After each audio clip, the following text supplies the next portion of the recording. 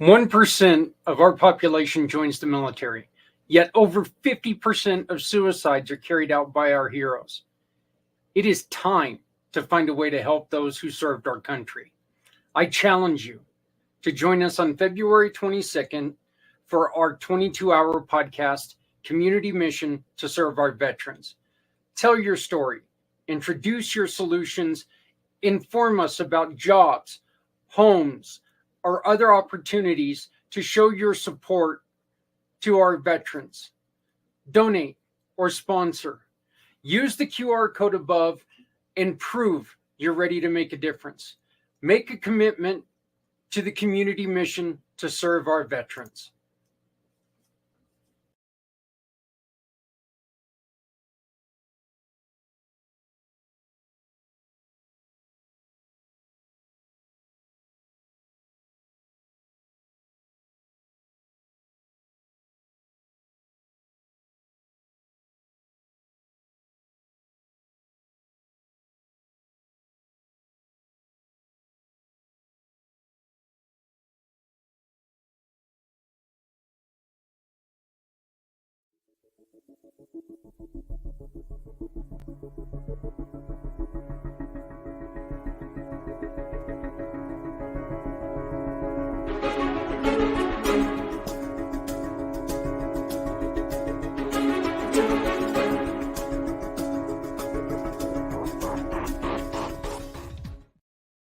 I got to ask you a question with a little video I just played a couple minutes ago, before we started this whole thing. Do you find it harder to record videos than just to come out and talk live? Because I most certainly do. I cannot record a video for the life of me and make it sound natural. I've got a lot of practice with my YouTube channel, so I've trained myself to get really comfortable with it, but I know a lot of people who have that problem. They're like, I can't. Yeah, it is. It's just so weird for me because I can sit here and talk to you and not have any mistakes and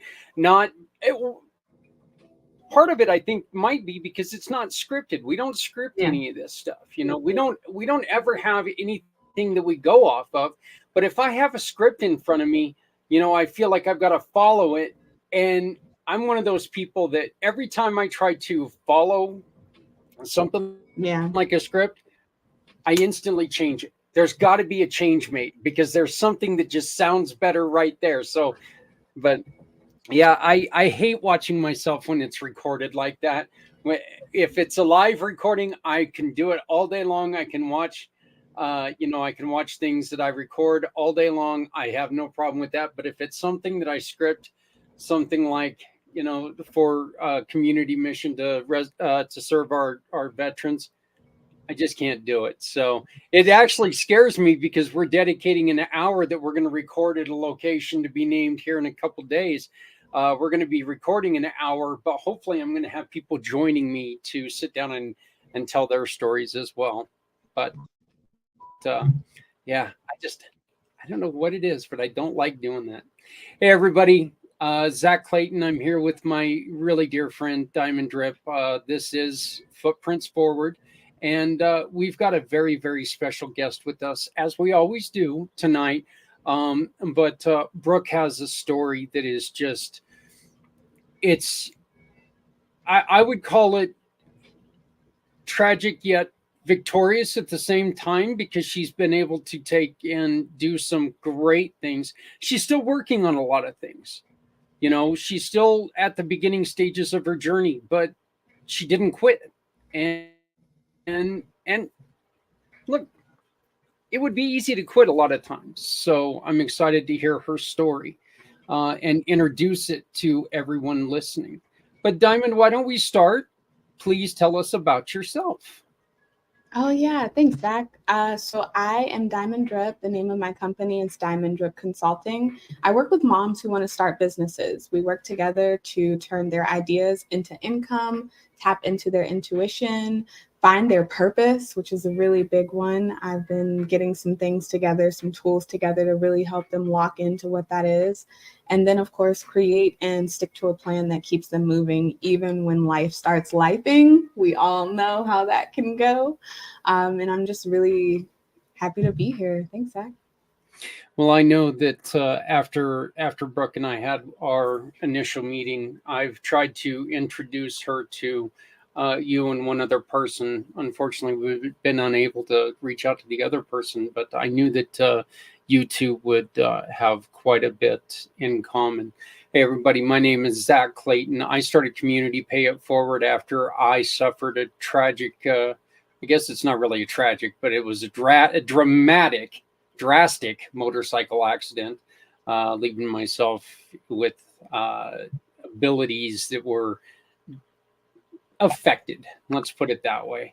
And so now what we do is we partner with people all over the country, and we try to get, we introduce them to you out there in the public. If you shop with them, it goes as a donation to people who have asked us for help. So please reach out to us at Community Pay It Forward if you have any questions. So I think now the best thing to do would be bring her on. So our guest this evening is the life coaching goddess. I love that. So Brooke Kekos, is that correct? Did I get the last name right? You did. That's surprising. So thank you. Wow, look at that. Yeah. I can't, as we were just talking about, I don't speak very well when it's scripted. So even reading a name sometimes is a little difficult. Thank God English is my first and only language. So well, you did it. I can disappoint. But Brooke, how are you doing today? I'm doing good. Thank you. Thanks for having me on here. I am extremely excited to have you on here because I think that your story is one that, we discussed it a little bit, that I've heard other people who have a similar story to yours. And I know that there are more people out there who are in these difficult situations, and having somebody who was able to navigate those waters, I think could really help them through. So we will get to your life coaching and everything that you've got going here in a little bit, but can you tell us about your journey, please? Sure. So I'll try to keep it as short and simple as we can, just to let you know, otherwise we'll be here all night. But I was raised in a very high demand controlling religion. So some would call it a cult, some would say, oh, maybe it's not. I believe that's what it was. And a lot of people reference that, I don't know if you guys have heard of Stephen Hussein, but he has a cult model, and it basically, follows all of the statistics for what a cult turns into. And it's really this space of really keeping women inferior, men are superior, very patriarchal, and keeping, everyone in control. And so I really grew up in a space where I feared God. God was scary. He was this angry man in the sky that was going to destroy me if I didn't comply or do what he said. And so I always remember having like nightmares as a little girl because we were told that Armageddon was going to happen and he was going to come and destroy all the wicked people. And if we didn't pay attention, and if we didn't also do as we were told, I would be destroyed too. So I would have nightmares as a little girl that this is what was going to happen to me, that I was going to, oh my gosh, if I just mess up once, I might not have my life. That's what could happen. So there was this structure of feeling like, controlled and feeling afraid, lots of fear, but it was also that way in my home. My father was very narcissistic and abusive, and he really only gave love based off performance. So it was very conditional love. And the minute that I didn't perform the way that he liked, it was rage, it was anger, it was withholding love, it was shame. And so there was, this dynamic in my household that I grew up in, and then the story that was created for me that, oh my gosh, I can never be enough. I can never do enough. And then it was the same in my religion. It was always like, well, you're never going to be enough, and you're never going to be able to do enough because you're going to have to keep performing to gain life. So that made me get trapped into an abusive marriage for 17 years, and stay in that cycle because I didn't know any better. And so I broke free from that cycle, finally realizing that I was even in this abusive cycle, and then starting to question everything about the religion in 2017. And so that really opened the door to me to begin my healing journey. But I still was so apprehensive leaving my community because you get abandoned. And that's what happened. And even by the people that I thought like would love me forever, which is like my family, my bestest of friends, that I was like, well, maybe they'll stay with me. They didn't. So recognizing, but they didn't know any better, right? They're told they cannot, they have to shun me, they have to abandon me. So I couldn't be angry with somebody that doesn't know better. But this really made me feel this loss of self, loss of identity. I didn't know who I was, didn't know what to believe anymore. I didn't know who to believe or trust. And so I had to really start from a foundational piece of, okay, what do I do now? Who am I? I think my sons, I had 2 sons in this whole experience, and they really saved me in a lot of ways, because I don't know if I would have been able to get myself up and out of bed, to be honest. I don't know if I would still be here if my sons weren't here to kind of make me want to get up and make me try to live differently and find a way.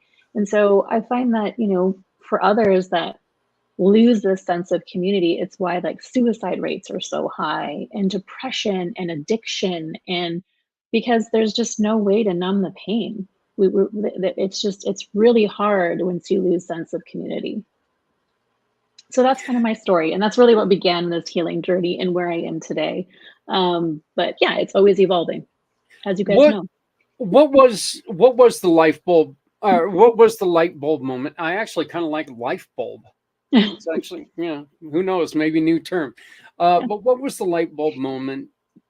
And did you understand the level of abuse when you were a kid while you were married? Or was it kind of one of those things that light bulb, when it hit when you were married, you were like going, wow, wait, this is too, the hell's going on here? What has happened in my life? Mm-hmm. That you were so right about that. I didn't have that light bulb moment until 2017, when I started to begin to unravel through therapy kind of what my experience had been. I didn't even know that there was such a thing as religious trauma. I didn't even know that there was such a thing as religious abuse. Like, I had no idea that was what I was existing in. I didn't know it. And then I didn't even know that I had existed in this environment that was extremely dysfunctional, that also created these like wounds of dysfunction in myself. And so once I started to kind of see through those things, that's when it was like, oh my gosh, wow. It kind of opened up, or like, I guess, kind of pulled back the veil to understanding of why I had been coping and existing the way that I had been. And that was a lot of pain to see, oh my gosh, I had been through all of this stuff, and yet I didn't even know that it was happening, because it's just what I knew. It was what was familiar to me. And there was a lot of grieving that had to come into play with understanding that. Ladies, and I'd really like both of you guys to pipe in on this. Why do we marry into our parents? People tell you all the time, you're going to marry your mother, you're going to marry your father. Why do we do that? Go ahead, Diane. Go for it. I was just going to say, interestingly enough, one of the tools that I work with in my business is human design. And we are basically, from the moment that we're born and we enter into our parents' energetic field, like we choose our parents, like spiritually, quantum, physically, we choose our parents. And so when we come into this world, they naturally have what we don't. So in our undefined areas, they're usually defined. And so it creates this thing of like, we take in their kind of conditioning, how they view the world, and that kind of translates into us.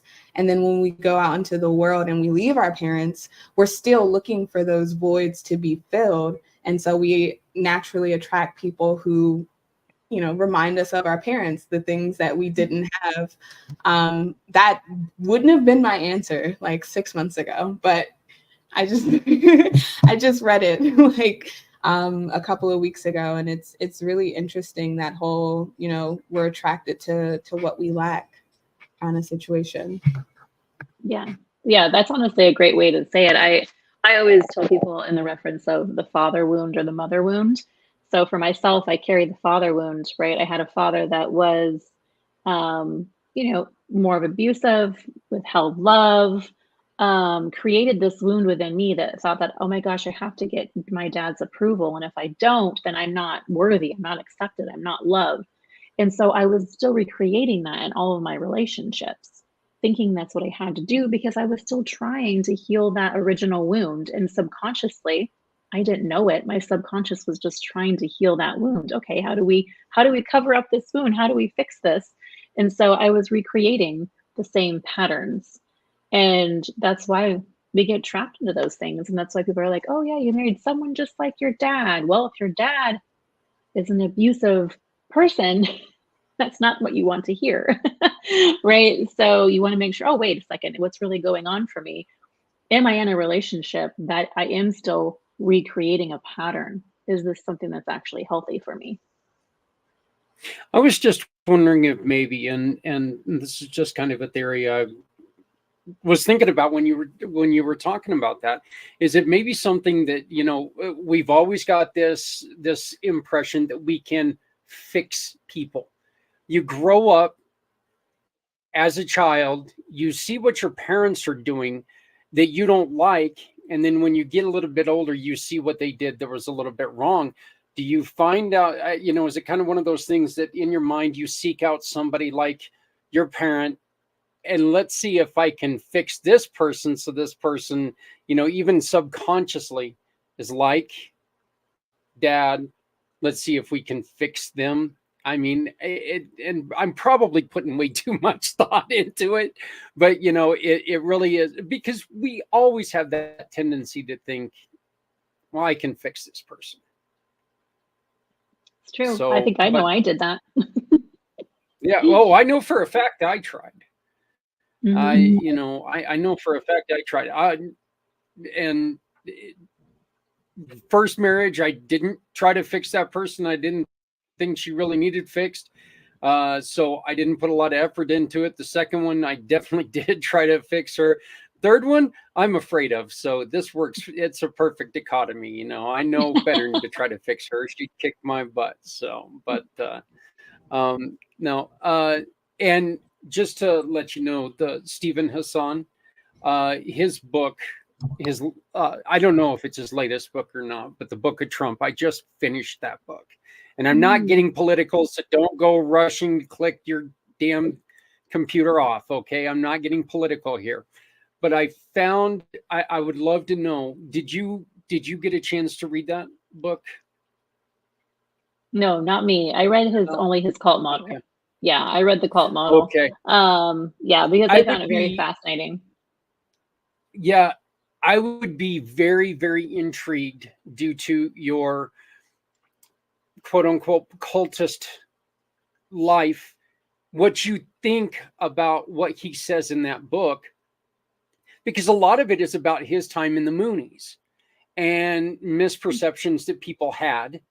And I love the way that he talks about how you can talk to somebody who you see as being led in a different way. I love the way that he gets you to talk to somebody that in your mind is that way. You know, just approach them, try to approach them without judgment, and go. And the first question is why? What do you tell me why?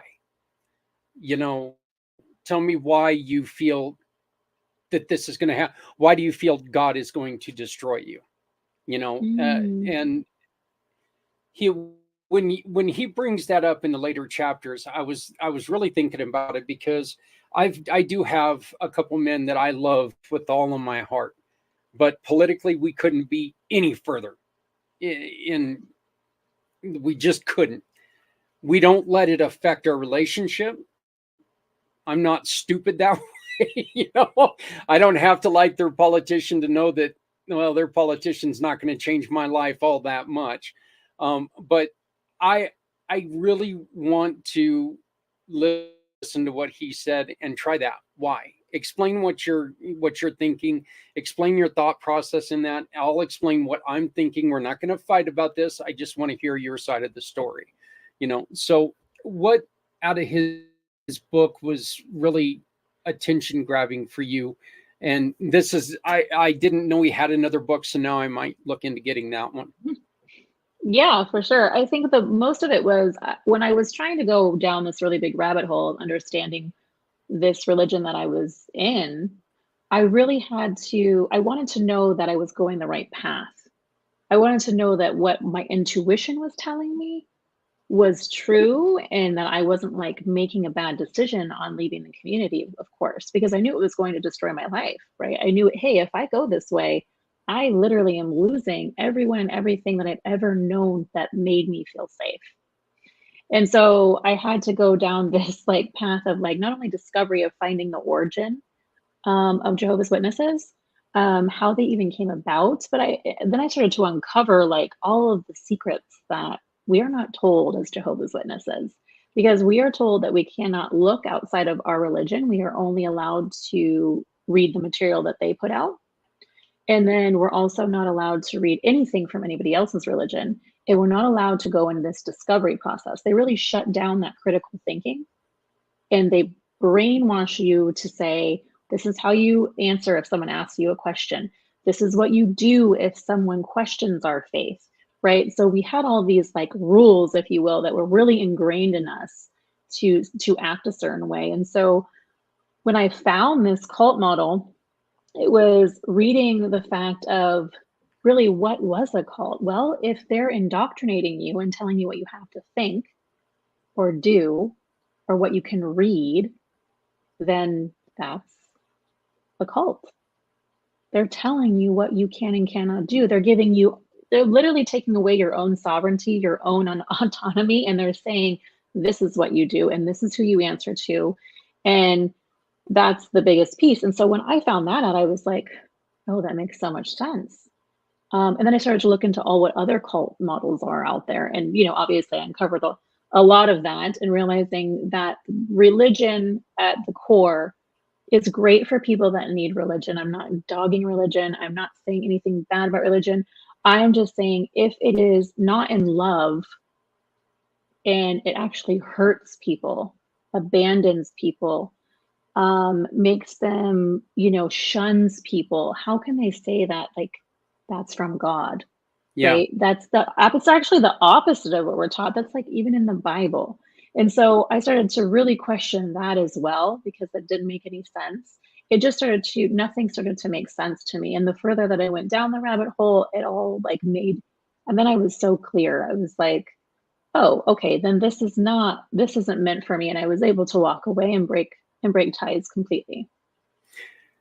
Religion is one of the things that really scares me when you start to see somebody go really, really heavy into religion, because it is the one thing that I have noticed that is so important in truthfully in almost everyone's life, having their communication with their God, whoever their God may be, okay, whatever form their God may take. But it is so open to interpretation a lot of times, and it can be twisted, like you just said.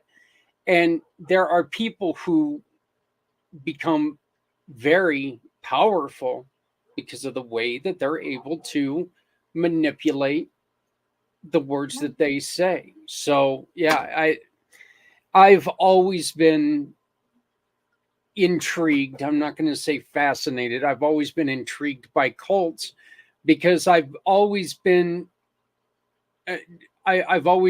interested, and I've always loved to learn how people are able to manipulate people when there's obviously wrongdoings. Yeah, exactly. Hitler to me is one of the most interesting people of all time, because he's this wormy little guy who couldn't The guy couldn't convince, somebody to give him a free glass of water when he was growing up. Yet he led a nation into a very, very, a huge downfall. More than a nation, he still to this day has people under his spell. And if people, and he's, there's nothing good about the guy. The only thing good about the guy might have been his mom. That's about it. So, Diamond. Oh, did you freeze up? Okay, there you are. Yeah, no. Yeah, I've always been interested in cults for that reason of like, how are people it's just interesting how fear can just really like take hold of people. Like, I remember Brooke was saying earlier, like when she left everything she had ever known, all of her, relationships, like just a whole way of life. And it can be scary for people. So even people who realize that something is going wrong, they'll stay because they're like, well, the outside world is scary. I had just finished watching a documentary. It was like Escaping Twin Flames. And it was this,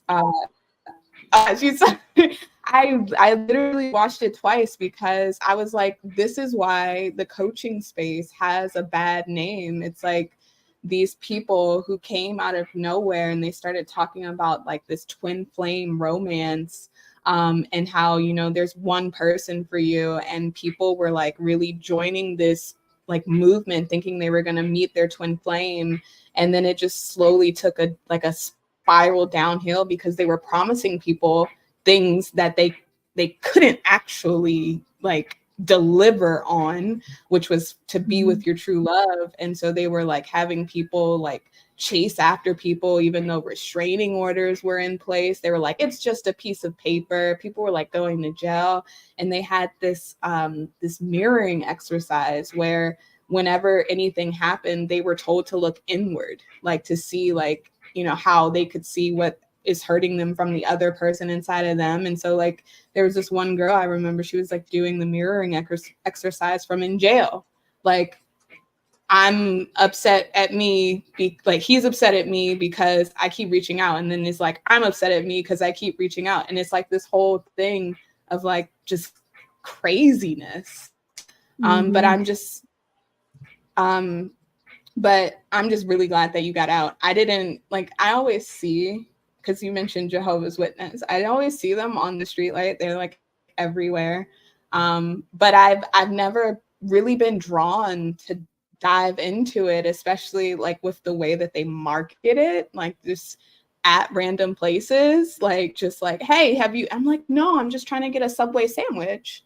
So I'm just really glad that you are here with us now and you've, escaped the cult like environment that you were in. I appreciate it. Yeah. Unfortunately for you, it's not that you were drawn into it, it's you were born into it. You didn't know any different. When you made the choice, I'm done, I'm walking away, it's going to cost me everything I know this, but I'm done with this. When you walked away, what kind of reaction did you get from people outside of the church? Like the first people that you came to, that you saw, was it all like, what the hell's wrong with you? Why are you so weird believing that stuff? Or was there understanding there? So there was definitely no understanding. And honestly, I kept really hush hush. Because I didn't want to be disfellowshipped. So disfellowshipping is like when you actually get announced from the podium that you've been ostracized from the community. And I didn't want to just get disfellowshipped because I still wanted to try to have some type of relationship with my parents at the time. And recognizing, I was glad that I went quietly, but even for the close friends, I just said,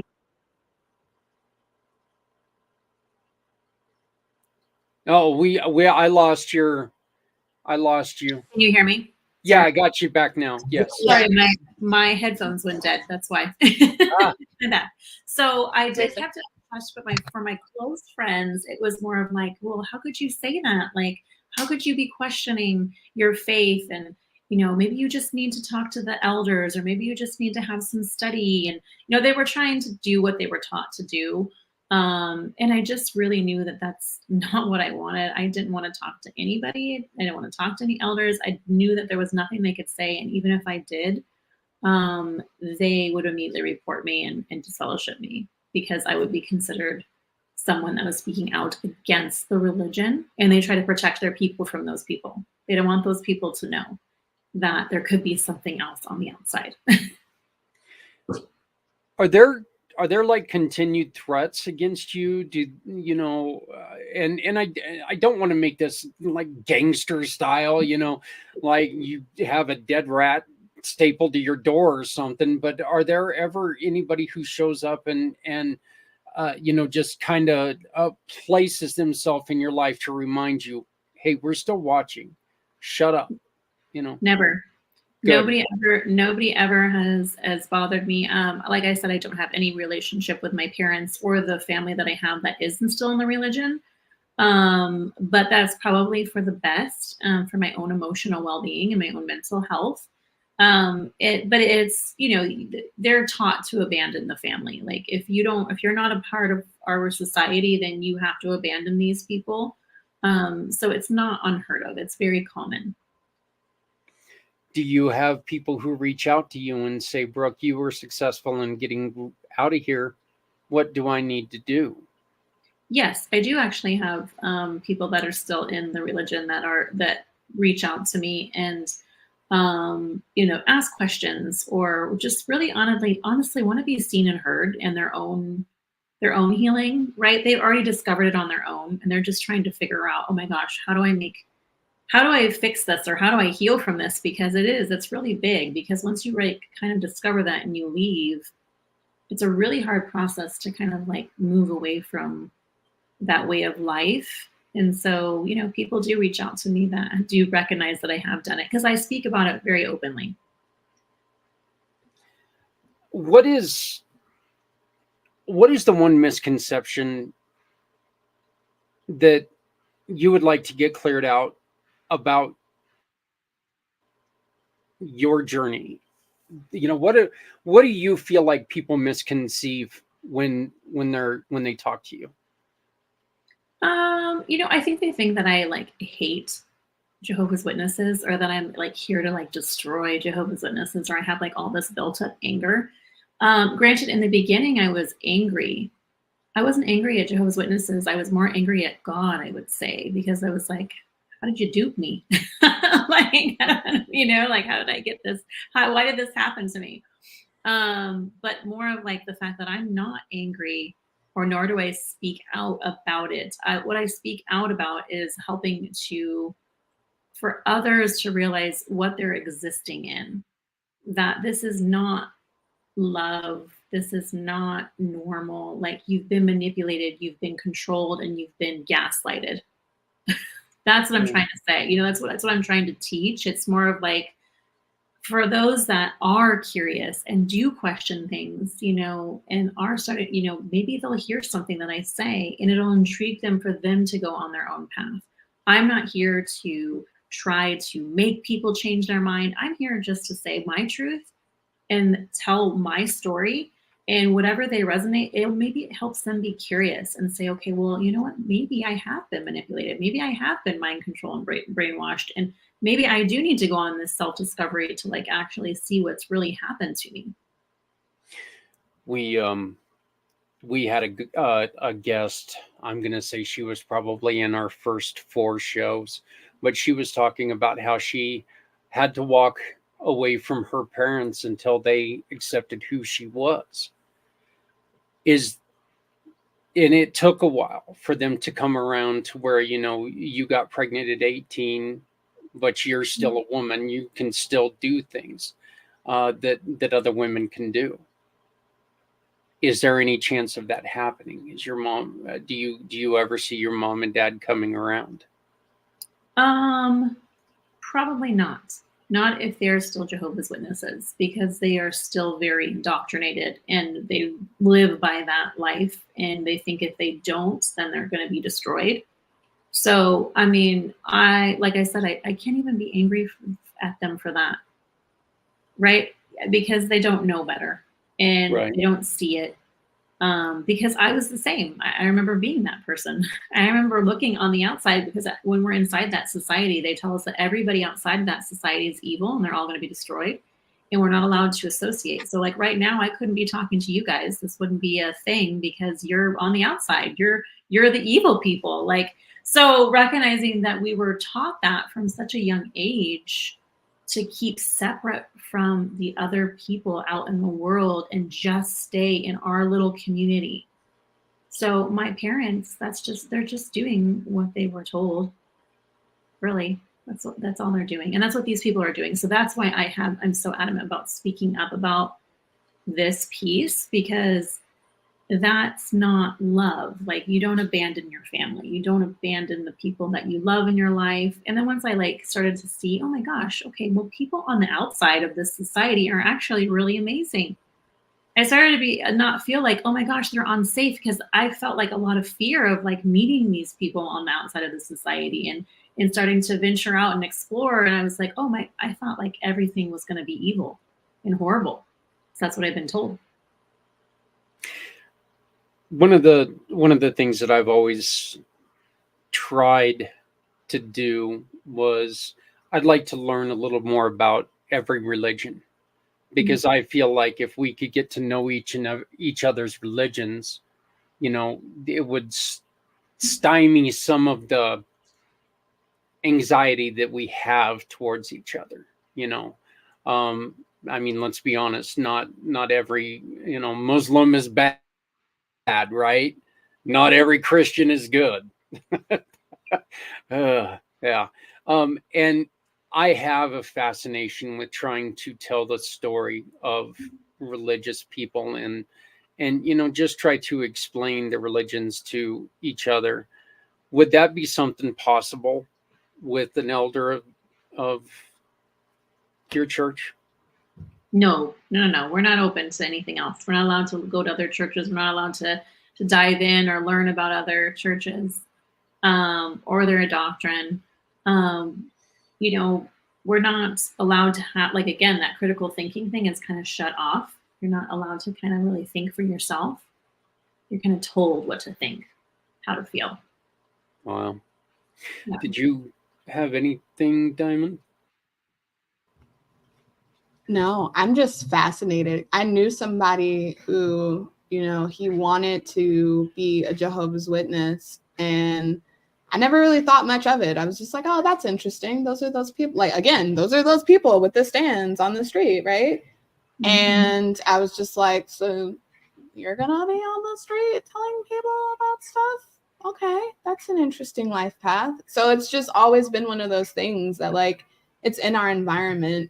Mm-hmm. And it's just crazy because, like, I'm right now on a spiritual, like, discovery path. I feel like I've come into something that really resonates with me, because just so many of the things that I naturally believe about karma and doing good in the world, like, it's there in Ifa. So it's one of those things where it's like, I was raised Christian, Baptist Christian. I went to the church, but when I got old enough I got to choose, and it just sucks that you guys can't even have that exploration period. So it's just fascinating. Yeah, there's just no self-discovery period, and I think that's what's taken away from people that are born into religion. It's like you don't really have this space. Either you're a Mormon or you're a Jehovah's Witness or you're Catholic, or we kind of just like take on these roles that our parents tell us that we have to be, because it's their conditioning, it's their belief, and we don't really have the chance to make our own beliefs. And that's really what I think this is about. It's not like, it's about being able to get in touch with yourself and what feels true to you. And I think that's what you're talking about, right? That spiritual journey, where I felt like my own spiritual journey started like really in 2017, but really more in 2020 when I really felt like I had this spiritual awakening to more understanding of, and asking the questions like, okay, well, what happens when we die now? Like, I don't know, because, I lost my ex-husband in 2020 and the father of my children. And so I was like, okay, well, why, and kind of really pondering these things. And then I felt like the more that I asked, the more curious I became, the more I found what resonated with me, and the more that I received the answers I was looking for and searching for. You just mentioned you lost your ex-husband. You lost him to addiction, correct? I did, yes. Was an addiction, was that something that you struggled with prior to the split up, or? No, so not me. He really didn't suffer from addiction the way that he did after the loss of our community, because he was also in the religion. He's the one that actually kind of started to question everything, because child abuse cases started to pop up, and the society was hiding them and whatnot. There's actually a whole bunch of documentaries on this in particular. I've seen a couple of them. He started to question all of this, and he came to me, and at first I didn't believe him. And this really started to rock our foundation of marriage that really wasn't solid anyway. And so that's when I started to kind of listen to what he was questioning and kind of going down my own path of curiosity. But this is really what I think led him to get lost in the addiction. He felt like, okay, I lost all my community. I lost everybody I knew, including my family. And he was angry. He was really angry. He let the anger consume him, whereas I didn't, because I knew it wasn't going to serve me. He was the most angry, and I think that's where addiction came in, because addiction at least kind of numbed the pain that he felt inside. And to speak to that, I think that if he was here today, I think he would totally, completely agree with me. But that's a lot of what happens when people lose their community. Like I talked about before, either it's suicide or it's addiction, because a lot of people don't know what to do or how to kind of like become the adult that, can find community again. It's really hard. The elders in your life knew that there was something. Did they see that your, at the time, boyfriend was questioning things? Because they tried to wean you away from him, did they not? My husband, you mean? My ex-husband? Yeah. When you guys were still kids in the church, they tried to wean you away from him. They saw him as a troublemaker, didn't they? Oh, yeah, that my parents did. Yes, yeah, my parents did. Yeah, when I was a teenager, I knew him when I was a teenager. We met when I was 15. We got in trouble together, and yeah, my father tried to keep me away from him as much as possible, put a restraining order against him and everything, and then I ended up eloping and marrying him anyway. So yeah. Yeah. So, Brooke, you said it when you went to go tell this story. We could focus on this part of your life forever, but I would rather right now get to the positives that you've started to build. Your relationship with your sons are still wonderful, right? Oh yeah, it's beautiful. My sons are my whole world, and they're thriving. They obviously, we went through a really difficult grief period, but now they are thriving. Of course, it always comes in ebbs and flows, but they've really found themselves, and I think they're continuing to do that. Did they ever, or have they ever shown any interest in investigating the religion? So my oldest definitely has found his own path, and I have let him be open to whatever he decides. He wants nothing to do with the old religion, but he has found religion and does believe in God. I think that my youngest is only 11. So, I think he'll find his path eventually. He's very into more of like the spirituality piece and believing his dad is around in spirit, and that kind of keeps him, more positive. And out of all of this has come my children's book called The Grief Monster, which releases on February 22nd. And that's about a little boy that loses his dad. And I found that this was really needed in this this community of children that have loss. February 22nd. That's going to be a pretty busy day, it seems like. So, that's the same day as our show, our 22-hour show. So, oh, wow. Maybe we can have you come on and talk about it for 20 minutes. Come on and talk about your new book for veteran families and how it can help veteran families. Let's talk about doing that maybe. So yeah, but that's the same day as our 22-hour podcast every year. So wow. You're a coach now, and explain to me your coaching. How do you explain your coaching?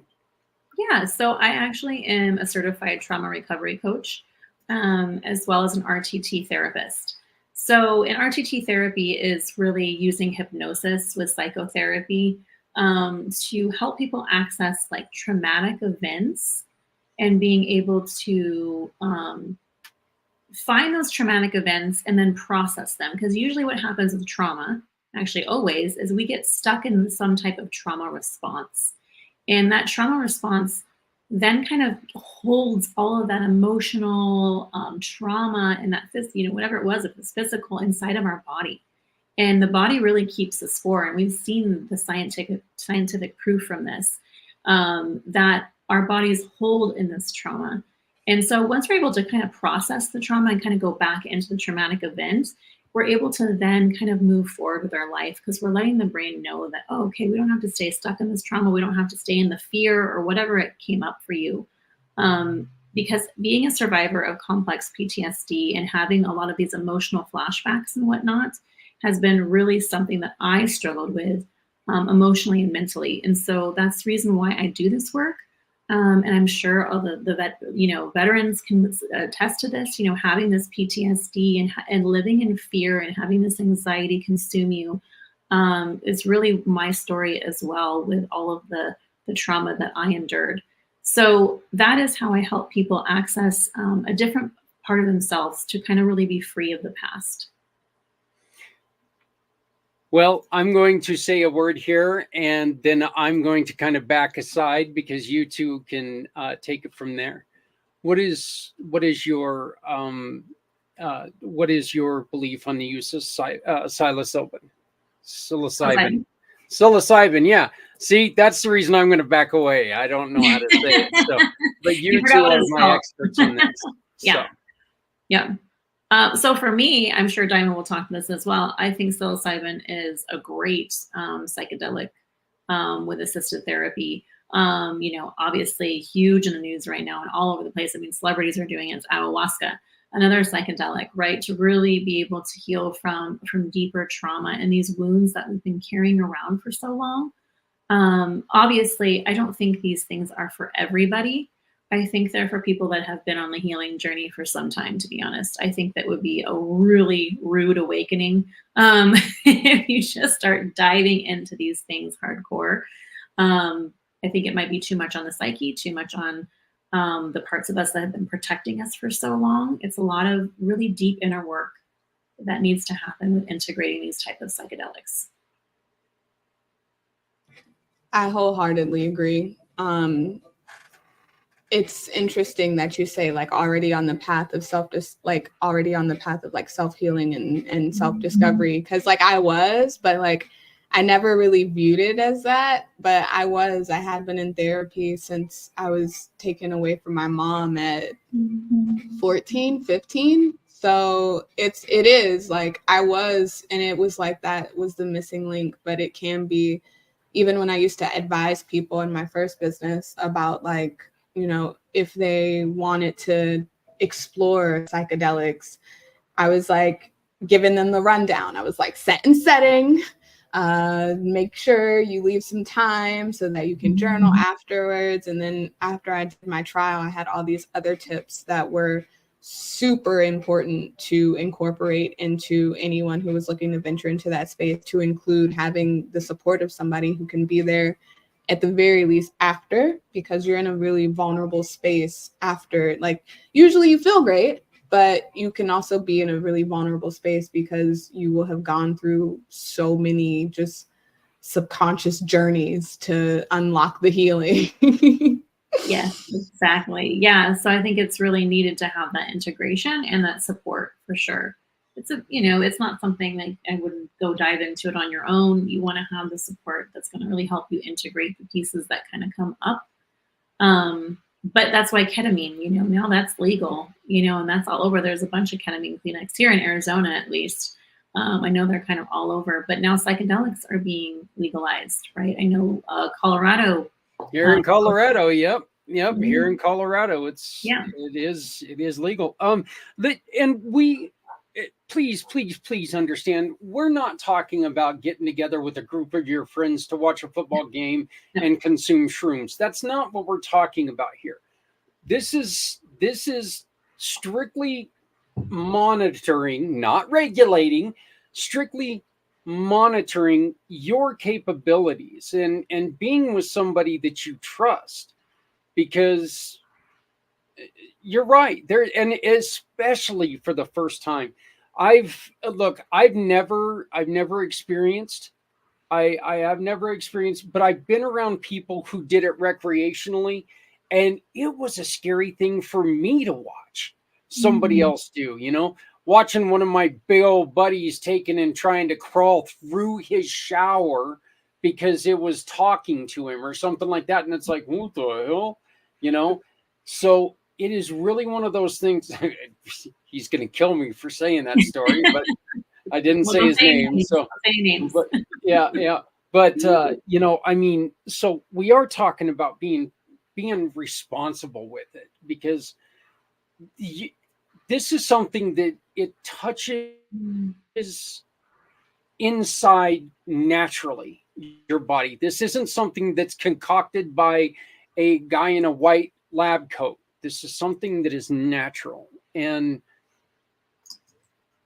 I understand why people freak out when we start talking about it a little bit, but I also wish that they could understand that, look, this is about as natural as it gets, and not everybody wants to talk.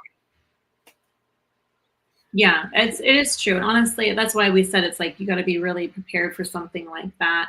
I think that's why, hypnosis is a little bit softer of a space of coming into your subconscious and experiencing what you need to experience and understanding yourself more deeply, because it's a part of you going into this part of your brain that holds your imprints, your memories, your stories, and all your wounds, really. And it's being able to kind of just move through things in a much faster pace than traditional therapy.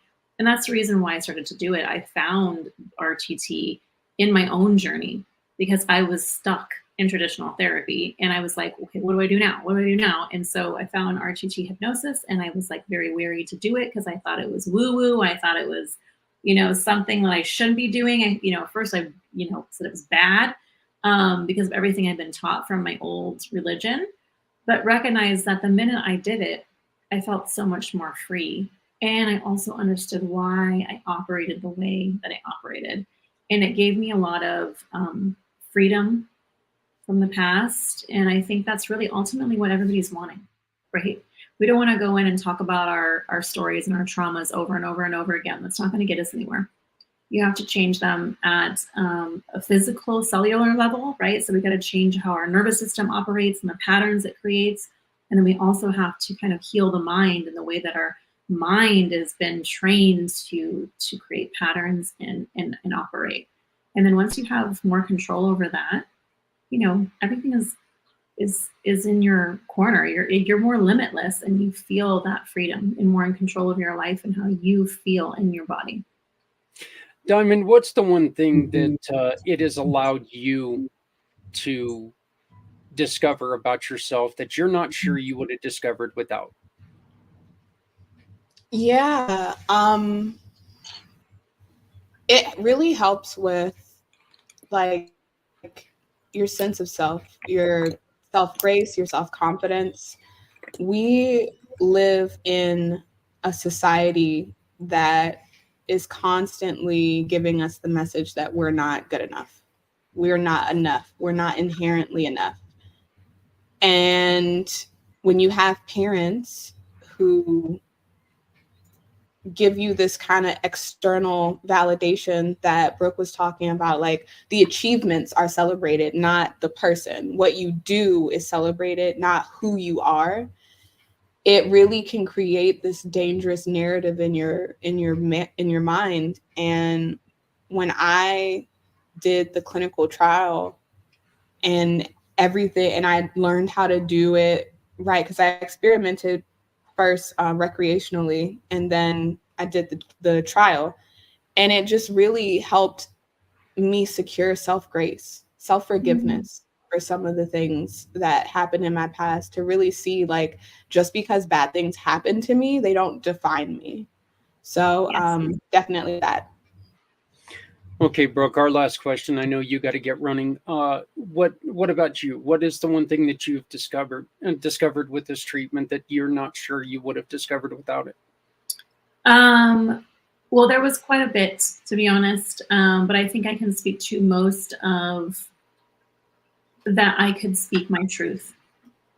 I think I held myself back from saying things like I needed to say them, or being afraid of what people would think, or afraid of judgment for so long. It was almost like unlocking the key to my voice.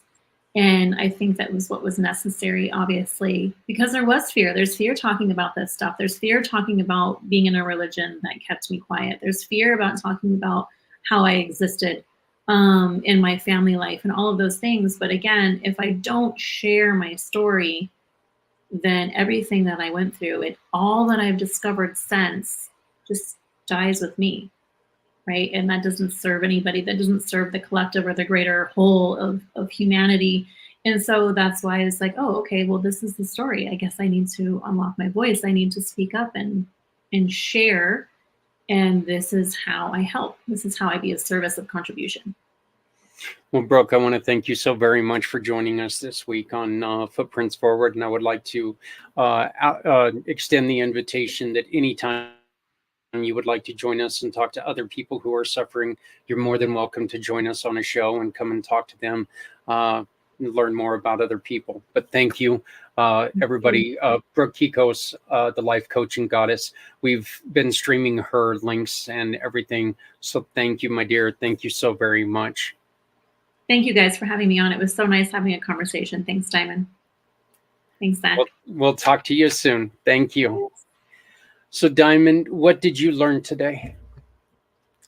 Other than she's fantastic. Right? Yeah, no. I learned quite a bit about Jehovah's Witnesses, and it just feels good to really connect with people who experience the wonderful healing power of psilocybin, because I can talk about, what it did for me and the ways that it helped heal me, but being able to hear someone talk about how it helped them, live and embody their truth in a way that they never had, because their truth was always silenced. It's really eye-opening. And see, I think that's one of the reasons why I really wanted to connect you and her, is because I know that you're dealing with a subject that there's a stigma to. And there's going to be some things that are sitting there, and as careful as I'm going to be with putting it this way, you're going to be talking to a young Black woman who's talking about drugs, and you've got that going on, but that's not what we're talking about. You're talking about a young woman with dreams that found something to help her heal. Yeah. And it doesn't matter, it doesn't matter. Look, there are people who screw up their lives with Tylenol. Let's be honest here. So, but I knew that once I talked to Brooke, that trying to attach you two together and connect you two would be something that I think would just be beneficial for all of us, because I think that you two can do some wonderful things together. I want to thank you very much for joining us today. I know I wasn't feeling well, and you came on and definitely saved my behind and helped me out. So I do have I'm having one of those bad head days that I get, so it's been a little difficult. But I want to thank you so very much. Visit Diamond Drip Consulting. What do you have any events coming up this week? No, not this week. I'm doing a LinkedIn Live on February 7th at 4 Eastern. It's called 3 Keys to Unlock and Live Your Purpose. I'm really excited. It's my first one, like my first solo one this year. All right. Maybe maybe you and I should get together before Wednesday and we can promote that a little bit on Wednesday night. Yeah, that'd be So cool. just a thought. So Yeah. I want to thank everybody for joining us. We ran a little bit late getting on, so we're a little bit late getting off, but you know what?